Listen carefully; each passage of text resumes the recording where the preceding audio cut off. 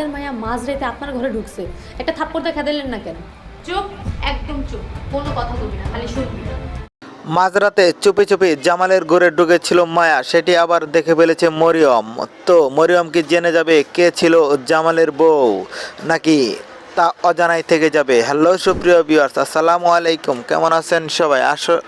আশা করছি সকলে ভালো আছেন। তো সুপ্রিয় ভিউয়ার্স, ইতিমধ্যে আপনারা বৎসরত নাটকের 10তম পর্ব দেখে ফেলেছেন এবং অধীর আগ্রহ অপেক্ষায় আছেন পরবর্তী 11তম পর্ব কবে আসবে এবং কি করলে সবার আগে দেখতে পাবেন।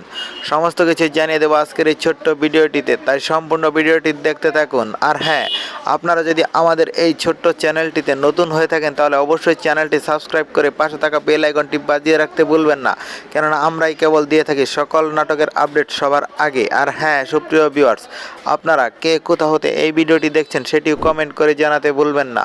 আমাদের আগামী ভিডিওতে আপনাদের নামগুলো কমেন্ট সহ পড়ে শোনানো হবে।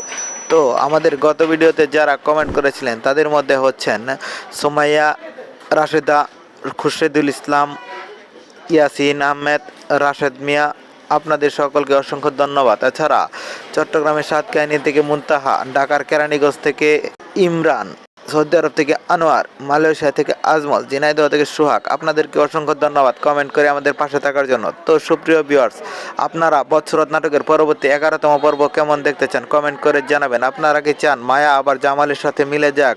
অন্যদিকে তো আপনারা জামালের মায়ের কিন্তু চক্রান্ত দেখতে পাচ্ছেন। তো কি হবে এই নাটকের পরবর্তী পর্বগুলোতে? আপনাদের মূল্যবান মতামত কমেন্ট করবেন।